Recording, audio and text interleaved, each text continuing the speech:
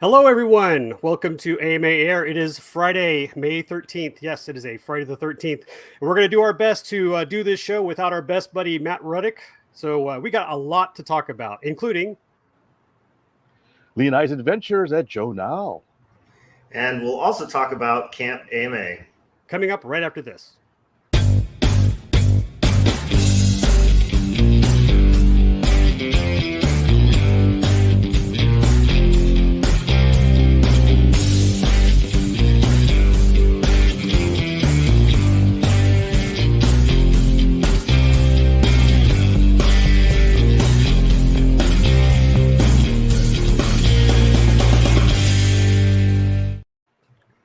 Hey guys, welcome to AMA Air. I am one of your hosts, Lee Ray, and missing in this little trio is our best buddy, Matt Ruddick.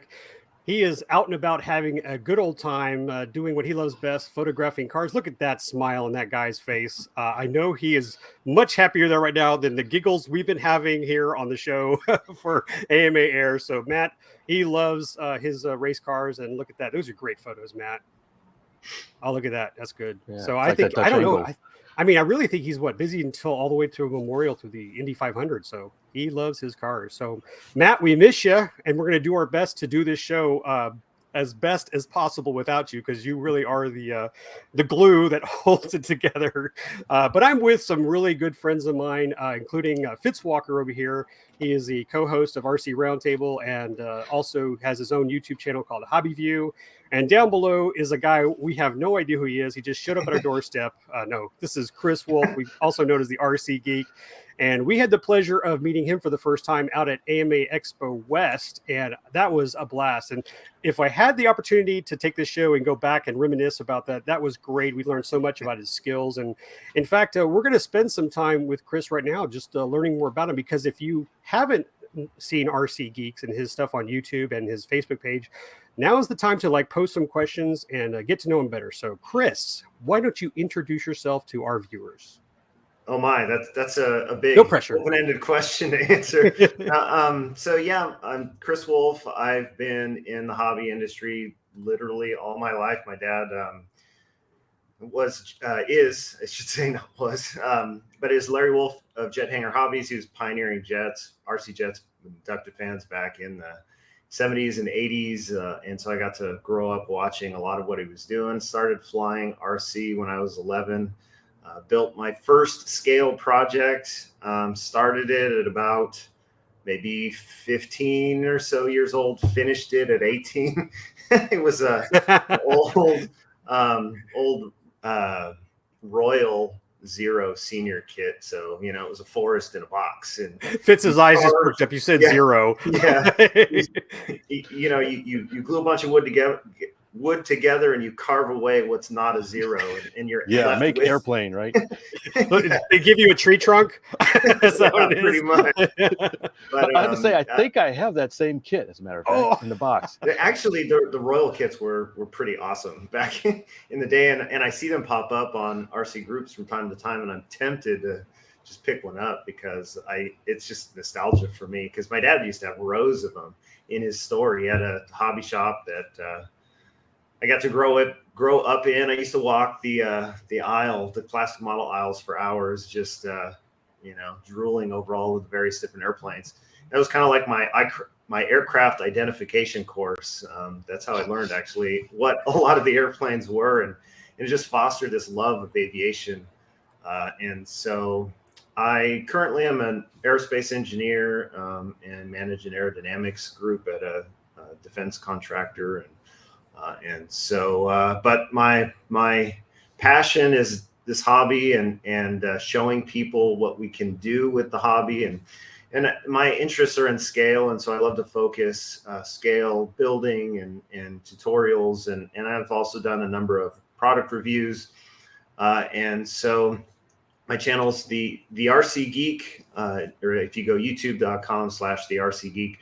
We've got a Facebook page, Instagram. It's all the same at the RC Geek.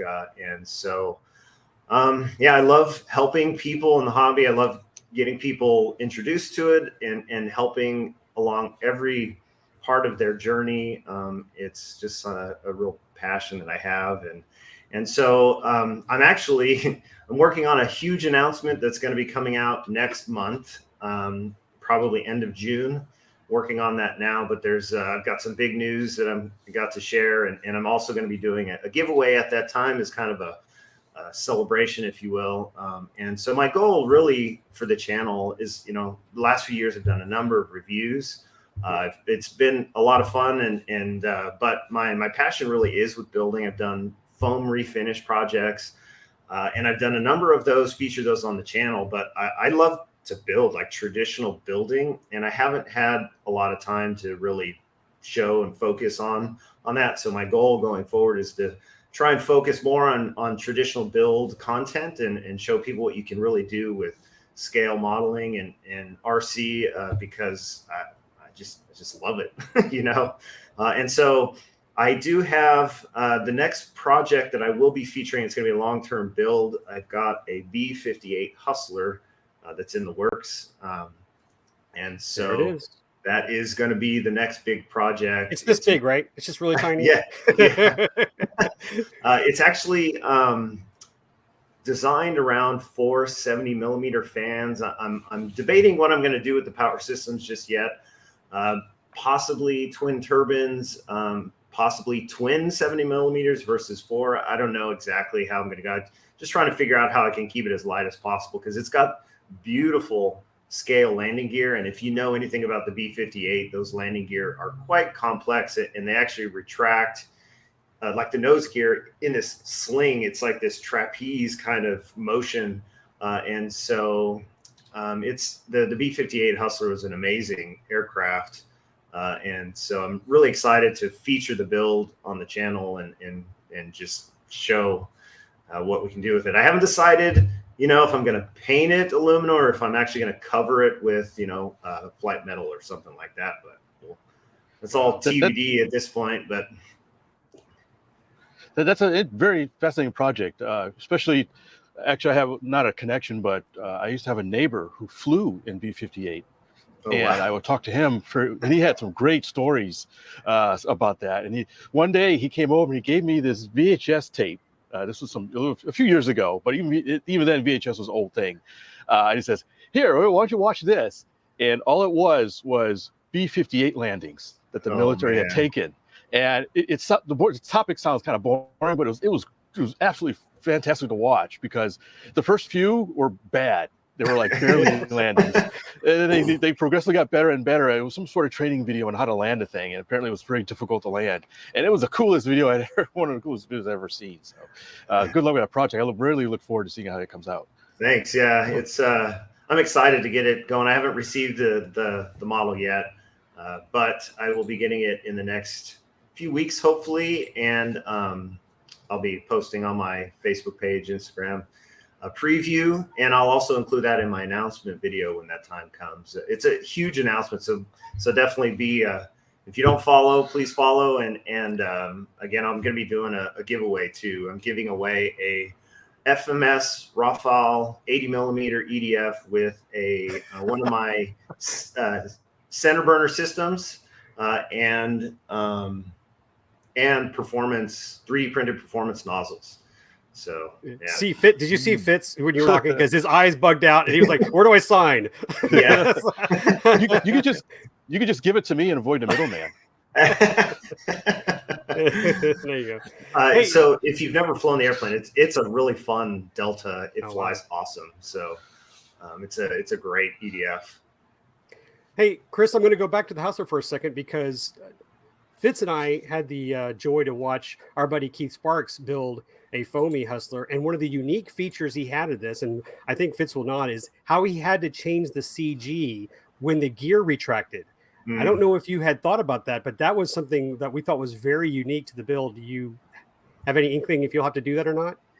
I hope not.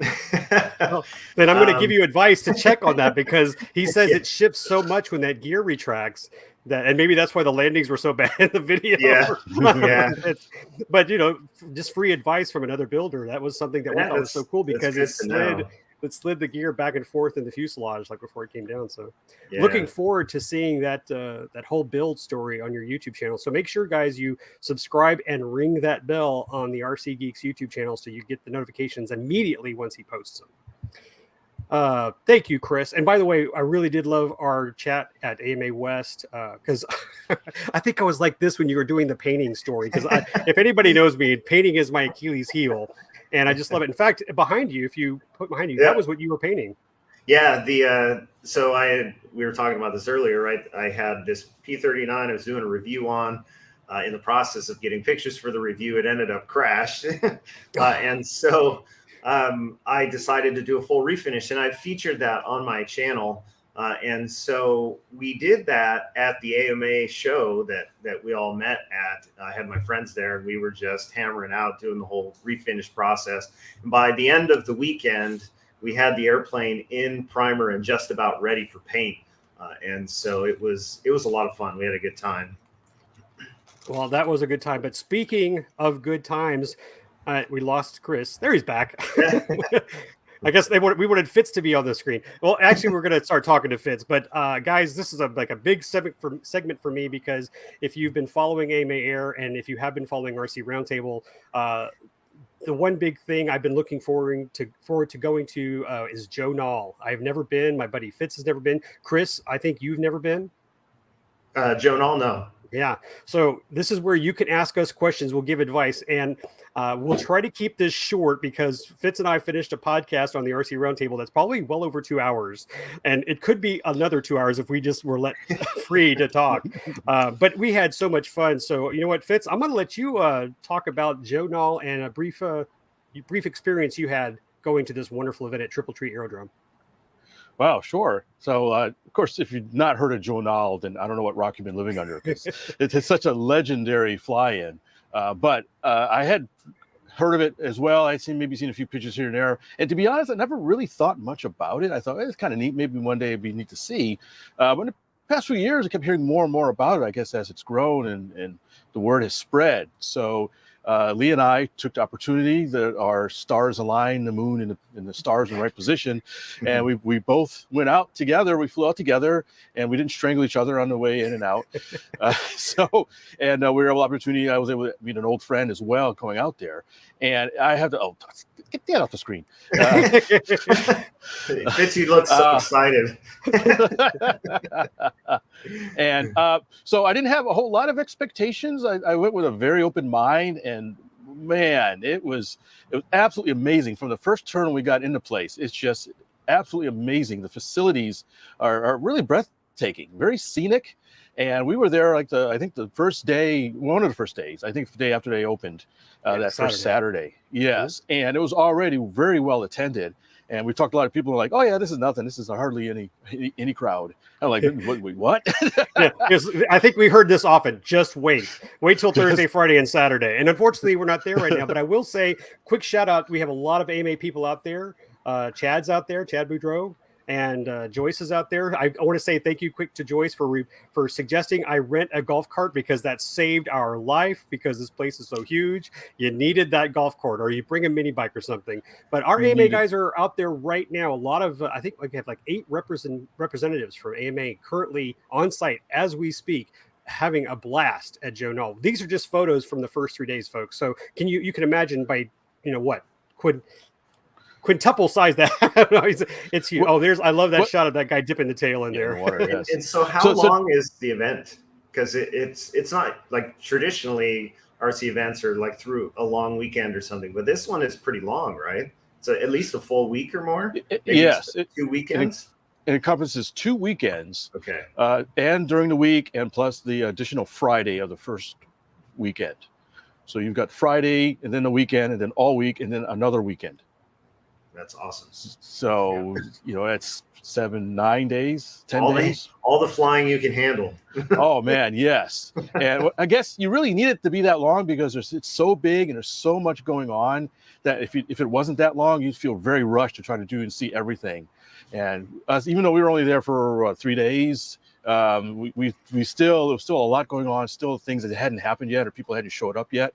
But we this still felt a little relaxed. We can walk around, kind of all soak it in, and it was kind of good that it wasn't super crowded yet because we could really get around easily and just really just kind of take our time and look at everything, because it's huge. There's a main runway that serves as a full-scale runway, and that's 7,000 feet long.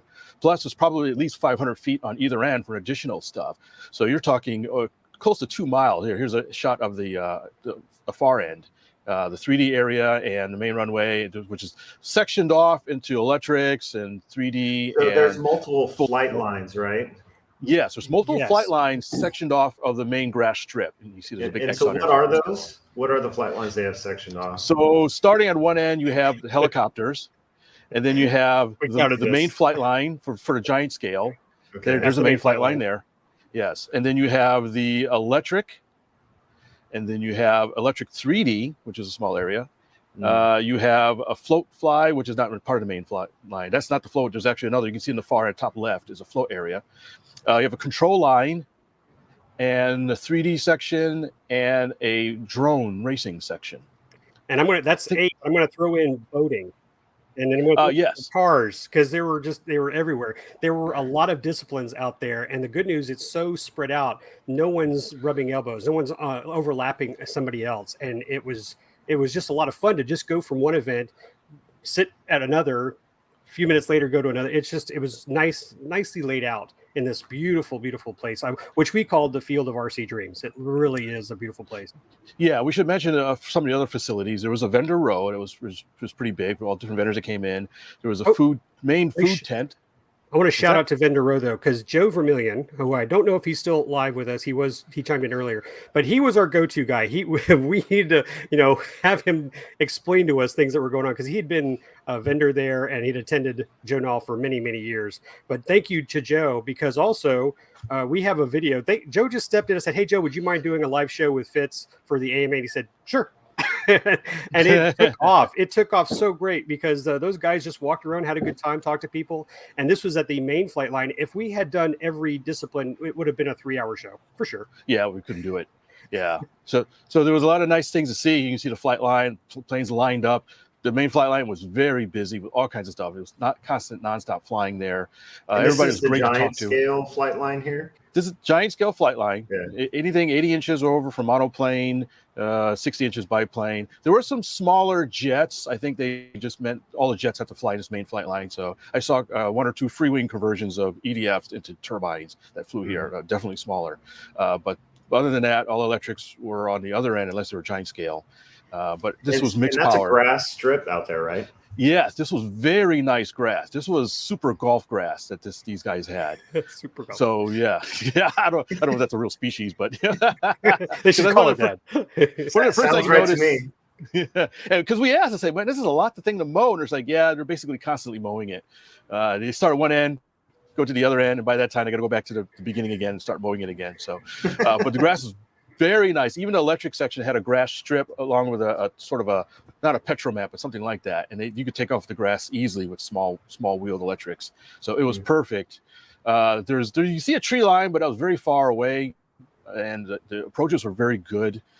You see people have their awnings and tents. There was campers and trailers of Palooza all over the place. Palooza. Yes, exactly. Yes. Lots of nice facilities. You had a lot of outhouses, but you also had showers and regular bathrooms. There were several hangars with both full-scale aircraft and a model hangar, which had both, deliveries for large models from overseas and people building and working on tables, building models and stuff like that. And there was a youth building? I forgot what they called it. Little education center. That's it, education center. Yes, that was really nice. It had flight simulators in it, an area for presentations, all kinds of models adorning the walls that were of some legendary status that we didn't know. But also the place itself is just very scenic. This was a great place just to camp out and hang out. That's one of the things I noticed. You had hookups for RVs. People camped out in tents and close to the flight line, away from the flight line, anywhere you wanted, pretty much.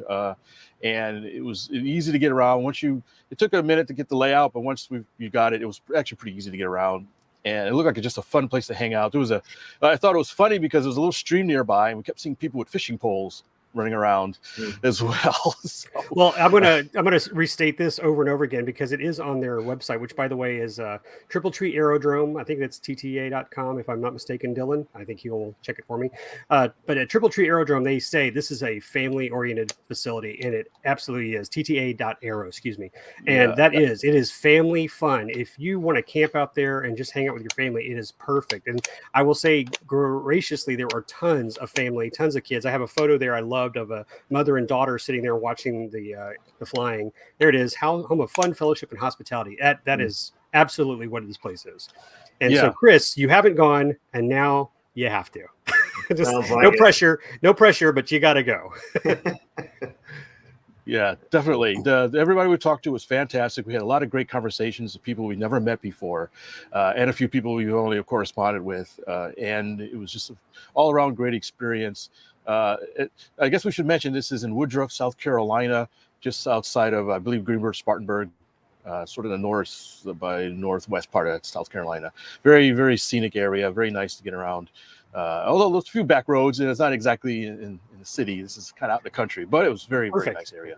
Yeah. So I'm going to wrap it up just a little bit and say Joe Nall is just one of the many events that they host there. So do you go back to the website tta.aero and look at all the events they have there? If you're in that area within, I could say 3 hours, it is worth the drive out there and experience all the other events. They do have a Nall in the fall, excuse me.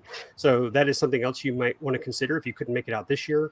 But I think after experiencing it myself, and I know people were curious how I was going to react, it is definitely a place worth going back. Absolutely. And in fact, Fitz and I, as he mentioned the whole trailer thing, we were looking at all these different setups and figuring out how we'd bring stuff. And there was a group from Rhode Island that they rent an RV that's delivered, dropped off, they use it, they leave, and then the company takes it away from the facility. So it's like, how convenient is that? So I'm thinking that's what we're going to do next year. Yes. Yeah, you definitely want to camp out there. We stayed in a hotel, which was nice, but there's a lot of stuff. They have night flying and who knows what else kind of shenanigans go on at night and stuff. I've been seeing a bunch of postings throughout the week of people doing stuff out there. It's like, oh man, we missed that. Oh, we missed that. They were doing that at night, or they were doing this. And then Dawn Patrol. Is like, don't rub it in, Dylan. Well, and you know what? There is something that happened, I think, yesterday. That's it's a viral video going out. I don't know if I want to mention it. It was an accident. Is that the Michael Bay event? The mistakes were made. Michael Bay Transformers. Okay. As I called it, the failed limbo contest. Like guys, he missed it by that much. I love it. Thank you, Dylan. So I want to wrap up something real quick. As I stated at the very beginning, Fitz and I could talk about this forever, but if you'd like to hear more, and when we ramble on a little bit longer and probably hopefully give you some more information, you can listen to our podcast at rcroundtable.com. You can also find us on Facebook at RC Roundtable, and subscribe using your favorite podcast player so you can tune into our shows. But also, don't forget to subscribe to AMA Podcast. We'll talk about that later. Guys, we're going to take a quick break. We'll be right back with more for AMA Air.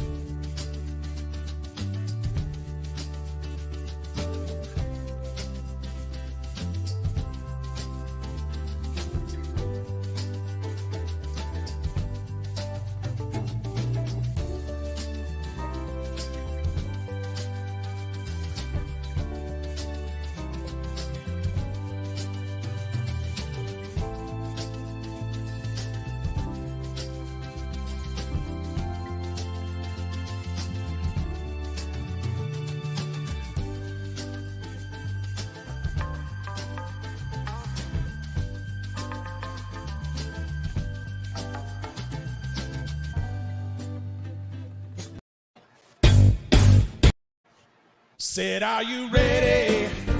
Are you ready for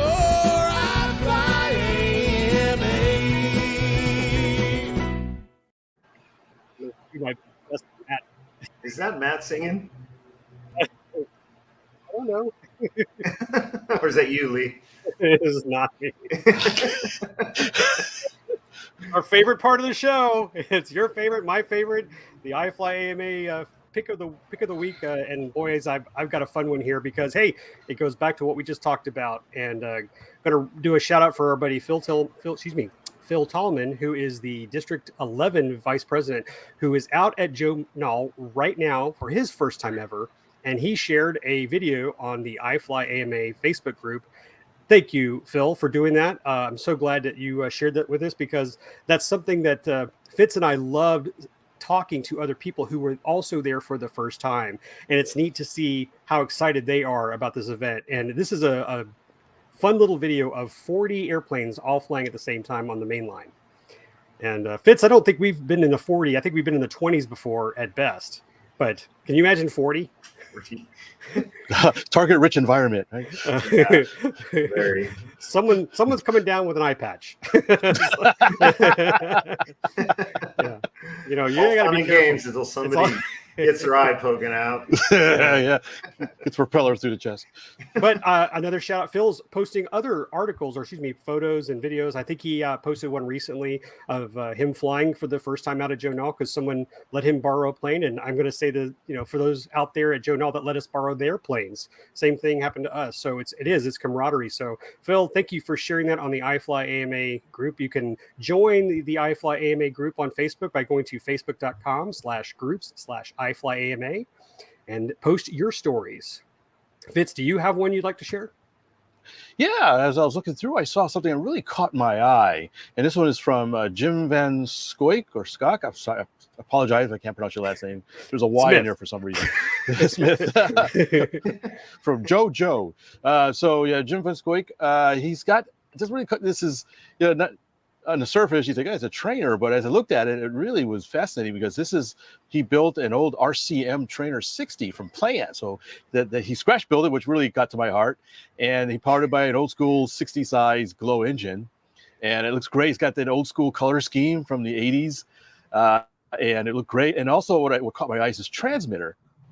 And he's got this, at first I thought he had converted an old Ace or something transmitter to 2.4, but it turns out this is a little known limited edition JR radio that's actually a modern 2.4. And I don't know if he has a picture of it, but if you flipped up that bottom panel, there's an LCD screen in there. And thing's got like 20 model memory, and it's very much a new radio. Awesome. Yeah, I'd never seen this before. It was like a limited edition. That in ads or something. Yeah, it's pretty awesome. It's pretty neat. No, it's not for the faint of heart. They're proud of it. But oh, sure. But it was cool. It really fit the scheme and the feeling of the trainer being all old school. So he's got, you know, a very old school looking trainer and transmitter, but it's really a very modern as well. So good job, Jim. That's fantastic. It's great. Hope it flies good and you have a lot of fun with it. So Fitz, should I digitize this bad boy? This single channel crap. Put a little LCD. Yeah, put an LCD on the back. Put a little 50 model memories on a single a single stick 2 channel. No, just keep it as is. That's what I say. Oh yeah. You know, I'm going to do a quick shout out to Tony Stillman, who from Radio South. I'm bringing this up to see him in Muncie in a couple of weeks, so he's going to convert it for me or fix it for me for channel 48, so I can fly some vintage gliders back on 72 megahertz. I say just fix it, keep it on 72 for glider. Yeah, that's what I'm going to do. Channel 48. Yeah, that's what I'm going to do. Craft was the radio back in the day. I think my dad might still have one or two of his old Craft radios. Just for show and tell for those of you out there, that classic eggshell servos, you know, I got the whole setup. It's going to be fun. All right, so enough about us, or enough about me talking. Chris, we wanted to do something different for you because you have a Facebook Hangout for RC Geek. Can you tell us more about what that page is about on Facebook and what you selected? Yeah, so I have my own Facebook page, but I created recently a Facebook group because I wanted to have a place where, you know, my audience could just share their projects and what they're up to. And because I love seeing what people are doing and how, you know, the tutorial type content that I put out there, how they use it, and to get inspired for their own projects. And so it really makes me excited to see. And so there was one post in particular that I thought was pretty cool that was recent. Gentleman named Teddy Barta posted a P8 Poseidon conversion that he had done from a Freewing AL37. And so he just did a full refinish, kind of kit bashed it into the P8. And so it's a really nice looking conversion that he did. He's got all the details I love that. there. And yeah. he really the needs missiles. to put. Yeah, no, go back to not the missiles. Go back to that. I want to see a camera on that thing and then have someone, a little camera that they hold and see the plane. Like, exactly. Yeah. I love it. Yeah. But how many airliners do you see with missiles? It's not an airliner, okay? That's a technical detail. But actually, there are pictures of the full scale dropping those. I think they're harpoons or something like that. So yeah, it's really well. It's a really good conversion that was done by Teddy. So beautiful. Yeah. Wow, Nice. That's great. Good pick. You guys can find more of those stories from the RC Geek group right there at the bottom. TRCGS or TRCG Squadron. That sounds better than the whole spell out. And like I said, it's for whatever you guys are up to. I love seeing what folks are building. So. And hopefully I'll have more of my own build content to place there as well here in the near future. Cool. Well, speaking of content, we have a photo contest on our iflyama Facebook group. And this is something that everybody on the group can participate on. There's a link at the top of the group where you can submit photos and have your photo as the background image on the iflyama group. So to enter, it's real simple. Join the iflyama group. Just answer a couple of questions. We want to make sure that you're real. I'm the guy who has to approve you. So if you don't check every box and accordingly, you will not get in. No page for you. But you can see here we had a great photo from Alex last time. But you can have your photo there. Just scroll down. It's one of the first featured links. Add your comment with a photo. You can enter more than once. We'll select a picture that has normally the most likes. We got to be careful. There's a lot of focus, so they got to fit. But look at all those photos, guys. I encourage you to go through all the past posts. There's some great stuff in there. That looks like a winner right there, B2. So please submit your photos, and we will pick a winner for the next episode of AMA Air for the June edition. It looks like some cool stuff in there. Well, coming up in June is the next issue of Model Aviation magazine, and the digital edition will be out shortly, but we do have the cover photo to announce. So I think, let's cross our fingers, Dylan has a drum roll for us. No pressure. No pressure, Dylan. Do we have a drum roll? That's Matt's thing. It's not me. That's Well, I blame Matt for not giving it to you before he left. Yeah. I guess for this episode, we can blame Matt for everything. But there was our new cover. This was done by, I got his name written down here because I couldn't remember. John Biondo took this photo of these. What was it, the third scale? I don't remember what the scale was of the little. I call him Mini-Me. Well, John wins the cover photo for the Model Aviation of June. It's a really great shot of the Red Baron Pizza biplane and the model there underneath it. You can learn more about that shot. I think there's an article in the magazine covering this, so you can get that on your issue when you receive it in the mail, or you can go to modelaviation.com digital if you subscribe to the digital version and get it soon. And I was going to say, I had my phone handy. I was going to say, I have a little Model Aviation app that I keep handy so I can read it as soon as it comes out. But also in the magazine, I don't know if it's listed there on the cover. I don't know if we got the cover placement, but Fitz and I went to another party called the Perry Swap Meet. So inside the magazine for June is our article along with Tony Stillman, and we all co-wrote our visit to the Perry Swap Meet. And again, this was our first time for Fitz and I, and Tony kind of guided our hands around. And we do have a video live from the Perry Swap Meet that is on our YouTube channel that we encourage you to go to. And it's real simple. You go to youtube.com/modelaircraft, hit that subscribe, ring that bell, and hopefully you can give you some more information. And Fitz, would you like to do a quick summary on our trip to Perry real quick? Yes. I went to Perry, and all I got was this empty wallet and all these I was airplanes. gonna say, let's cut to the chase. What'd you buy? No, I'm gonna hold on. My favorite part was this. Fitz went to Perry and he carries a blank check with him for emergencies, and he used it. So that's Obviously an emergency. You know. he had to buy something at Perry, so he used his emergency check. We had a lot of fun out there. These are some photos I took out there, and I had a great time doing the video with Tony and Fitz. We had a lot of people watching. That was so great. Some people from out of the country going, "Oh my gosh, wish we had a swap meet like that." That you can read all. There we go. There's those gorgeous those handsome two hosts. It was a lot of fun, guys. So our article is in there. Anything else? Oh, I'm sorry, Chris. Have you ever been to the Perry swap meet? I have not. No. Well, being real quick, on the West Coast, it really kind of isolates you from a lot of things. There's a thing called airplanes. You can jump in them and fly places. So before we leave this little segment, do you have any questions about the Perry swap meet that maybe these two experts now can answer for you? Fitz never answered my question. What did you buy? Oh, stuff. Oh, I got I ended up with some interesting things. I like unusual things that pop out at me. So I bought a short kit of a Japanese Tony that I had never seen before with foam wings. That's cool. Roughly, what size? Just under about quarter scale. It's got an 80-something inch wingspan. Oh, nice. And that was really neat. And it came with some books and stuff. And the same guy had a short kit of an N9M flying wing that I also picked up.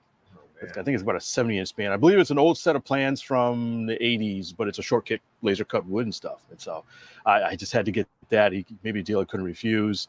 A few minor things. There was something else I can't remember. Oh, I got a couple of vintage Cox airplanes, new in the box. That was a deal. That was a really good deal, yes. Our buddy Terry now has one of them. He wanted it really bad. I don't know, just some odds and ends. There's something else that I'm missing, and I can't remember what it was. Like the thing that filled up the trailer that we brought that was empty but came back full, the B-17. Oh yeah, the B-17. Now the B-17 wasn't for me. That was for another club member, and that's the one I had to use the check for. Yeah, I bought it for a club member. It was a Don Smith, right? A Don Smith B-17? I believe so. It was very large. Good. It came with engines and stuff. It was a really sweetheart deal, but it was way more cash than I had on hand. So that's where I used the emergency check. I broke the glass in the wallet and pulled out the emergency check. Oh, and I picked up a partially built Waco. Sorry, Waco biplane. You weren't kidding. You did come back with an empty wallet. Yeah, I did. So that swap meet looks huge. Is it kind of one of the biggest RC swap meets in the country, or what? I'm going to love this part because this is what we've always been talking about on our. He doesn't listen to our podcast, Fitz. No. That was one building. Chris, that was one building. That was one building. So yes, the answer is yes. That is probably one the largest RC swap meet in the country. There's three more. There's two more buildings like that. Oh, that's awesome. So I'll quickly definitely have to check that out. But if you ever want to, if you ever need to offload the Tony or the M9M, please let me know. Sound pretty awesome projects. Yeah, well, you'll have first dibs. All right. Oh, there's one more I just remembered. I got a 049 or 061 power ducted fan. The MiG from starts with an M. I forgot the name of it. My mind just went. That was a kit early 2000s that are kind of was. Does that sound familiar? MiG 15. What size fan? It's got a Norvell 061. Very small. Oh man, I'm not sure. I'm not familiar. I forgot the name. It starts with an M, but it's a foamy. It wasn't out for very long, but I always wanted one just for the novelty of it. So now I have one. I had one at Perry. Yeah, novelty is a key there at Perry. There's lots of things you can get from novelty. So, quick shout out. I want to do a quick shout out to the Georgia area modelers for putting that together. It turned out to be a great year. They said it had been like the best turnout they've had in almost 10 years. And I'm sure next year will be even bigger and better. So we'll try to go again. But thanks for writing that article with me, Fitz. It was a lot of fun. I hope readers enjoy it. And you too, Chris, you can read the article. Yes, sir. Modelaviation.com. You have the digital version. You said something interesting, though. You said there's an app. Is that right?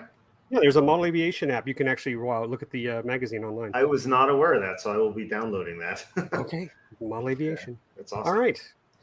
Well, thanks for that. So, yeah, looking forward to the next issue of Model Aviation.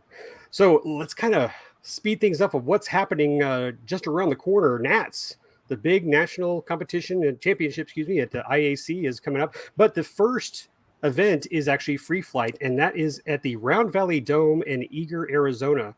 And so, that's awesome. So you can register to NATS by going to modelaircraft.org/NATS. You can go to the top where it says event info and look at the schedule.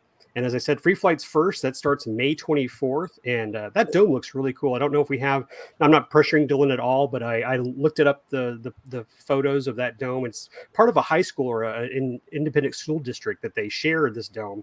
So I really look forward to seeing some photos coming back from that event that's coming up first. But if you are attending NATS, make sure you go in and go to the schedule and register. And also, there is the camping site. And I think, is it just camp? Dylan's going to do this as he's a great guy. So it's modelaircraft.org/camping. I'm going to wait for the tag to come up. But if you need to camp out there at IAC for NATS, there is a registration for camping. And Dylan's screaming at me right now. Okay, Dylan, I hear you. But I'll come back to that. So also coming up June 24th through the 26th is the AMA National Fun Fly. And really, what's really cool is that we had a podcast done by our wonderful Matt Ruddick just recently. So if you go to modelaircraft.org/podcast, well, that's the Fun Fly. Okay, podcast first. Matt interviews Randy Cameron, who is the contest director. He's also our executive vice president. And they talk about the Fun Fly coming up. You can learn more about the Fun Fly by going to modelaircraft.org/funfly.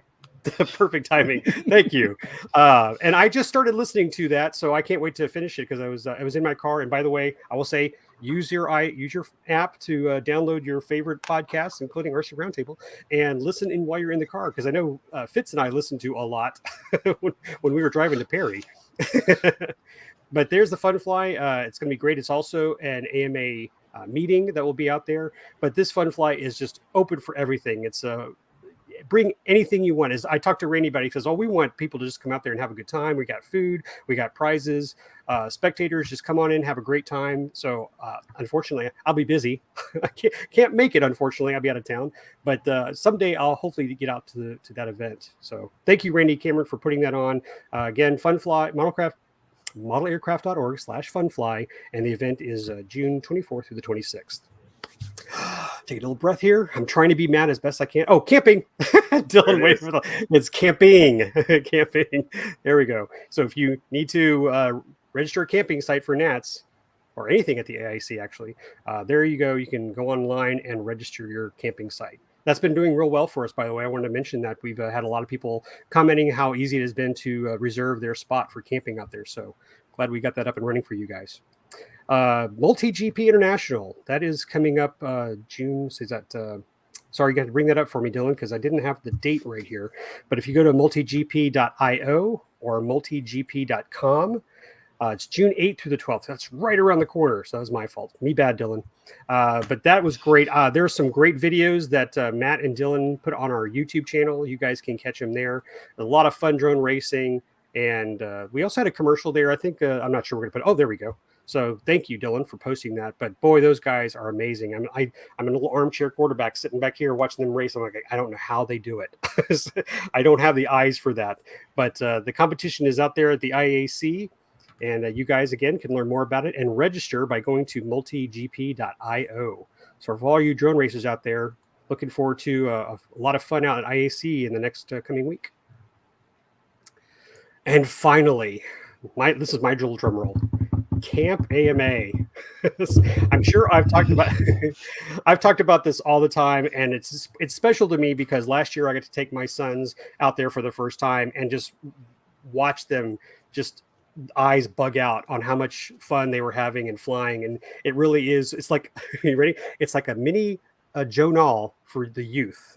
So Camp AMA is for kids 13 to 17, and you can register by going to amaflightschool.org/campama. However, I will say that the deadline is just around the corner. It's May 16th. So you need to go to the site and you need to log in and you need to register your kids. And I can't tell you enough, guys. It is so much fun as a parent to see their kids having a great time, to have them come home and say, I can't wait to go back. It is a blast. So we're going back out there again. I'm hoping my new trailer is ready, because this year my kids wanted to bring a lot more planes from our hangar out to Camp AMA and have a blast. But for me, what I'm like as a volunteer is that I'm able to bring my tools and bring the gear I have, so these kids can see, what we like to take for a long trip out to an event like Joe Nall. In fact, that was another thing. Fitz and I were scanning all the trailers at Joe Nall to see how they set them up. But it's great to be able to show these kids, when you get older and you have a trailer and you want to go to an event for a long weekend, these are the kind of items you want to bring. A chair, soldering iron, right? What else would you bring, Chris? When you go on for a long trip, what tools? CA, glue, epoxy. Yeah. Extra, shoot, if I go to a scale competition, I'll bring touch-up paint. You never know. Touch-up paint. Right here.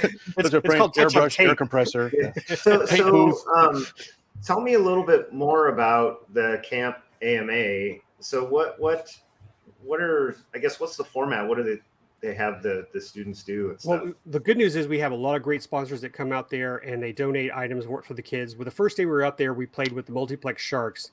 I don't have a list of what all the inventory is right now, but that was a fun event where we gave the kids the sharks, and the Kyles said, okay, you see what the kit looks like on the box? We're not making that. You're going to make something totally different. We don't want you to build the same thing. So we have sponsors like Horizon Hobby, Skydio, Newbie Drones. That was a fun event. I'll jump on that in a second. But like the first day was building these sharks into something different. And I'm going to jump in and say my youngest was like very hesitant. He's like, oh, these kids know how to build stuff and everything, but they team you up with random kids. So you really get to not just stick with one group the entire time. There we go. And they had a blast. And when their plane was flying, because it was interesting looking, he's like, oh, I can't wait to get another plane in my hands. So that was a lot of fun to see them do that. The other thing was the drones, the little mini drones like Tiny Whoops. We went to this local indoor soccer stadium, and they were just having so much fun, because not only did we bring the drones to do a little course, but we also brought the AMA beta airplanes that all the kids got, and they flew them indoors too. So we had like a little mini free flight as well. So we try to do all the disciplines. And when we got back to IAC and we were at Site 3, some of the kids had a chance to fly gas 3D planes. A lot of the kids found bash planes that were like left over, or people had donated them to the AMA, and they put them together, they fixed them, and they flew them. And I will tell you, I don't remember all the kids' names, but there are some very talented pilots there that were flying these airplanes beyond my skills. So kudos to them and their young eyes, their fast skills. But that's my son, Austin, right there on the right with the camo hat. And again, Camp AMA is great. I'm not trying to do a commercial for it, but do go to amaflightschool.org/Camp AMA. If you have a child 13 to 17, or if you have a junior member in your club that you'd like to sponsor, I highly recommend you send them out to this camp. I'll be there. I'll share photos and everything. I hope that I went beyond your first question, Chris. Was there anything else I should? No, that's great, because I'm not very familiar with it. It sounds amazing, especially for kids, right? And so I guess I have two questions. What is the date of the camp, or what are the dates of the camp? June 12th through the 18th. Okay. Sunday through and Saturday. then how does one, because I couldn't do it this year, but I would love to volunteer. So how does one volunteer for that? I would call the education department. Okay. Call our 1-800-IFLY-AMA, and you would reach out to the education department and then put your name on a list, because I think you would be a great volunteer out there. Or there you go. You can use the email education@modelaircraft.org. And Speaking of which, if you have gear you'd like to donate to these kids to have fun and put together, that's another great, just reach them out there. In fact, we got one through Facebook the other day as I monitor that, and was able to get a couple of planes sent to the IAC because they just had stuff they wanted to donate. Lots of fun. I should also add that, if I understand, the kids themselves do not have to know how to fly as well, right? You can teach them. And so it's not that they have to be experienced. They can be complete newbies and attend the camp. We have the buddy system, and we have the flight simulators in the education center. So absolutely. And again, because I watched it happen, you see these kids go from, okay, what's happening, to I can't wait to get back out there. It's 6 a.m. and go fly. And my best part was this. I'll end it with this, guys. I had so many adults after I shared this story with you, either on RC Roundtable or just in general. How come there's not an adult camp AMA camp? I said, I'll work on that. It's called Joe Nall. It's Joe Nall or the National Fun Fly, exactly. So yeah, I'd say the National Fun Fly is probably the best equivalent for the adult Fun Fly camp, but it needs to be a week long, and you need to get your hands on planes that are not yours. So if you crash them, you just go, not mine. Thanks for letting me do that spiel. It's a great event for our kids, and we need more youth in this hobby. So thanks to the education team for putting that together. I can't wait to get out there. Phew, was that enough, guys? Did I just do my best? Matt Reddick, I did my best. Matt, I hope you're proud. Any last thoughts or comments or words you'd like to share on the this episode of AMA Air? Silence. Did you have fun? It was great. Thanks for having us, is what I would like to say. All right. So, guys, if you want to learn more about the Academy of Model Aeronautics, go to modelaircraft.org. If you are not a member, go to modelaircraft.org/join. And also look at all our channels. We have YouTube, Model Aircraft, that you can subscribe and, again, ring the bell. We have Facebook, both for the AMA and for the group, iflyama. We'd love to have you join our organization. Love to tell you more stories. And as always, stay tuned for AMA on our next episode. Thanks for joining us.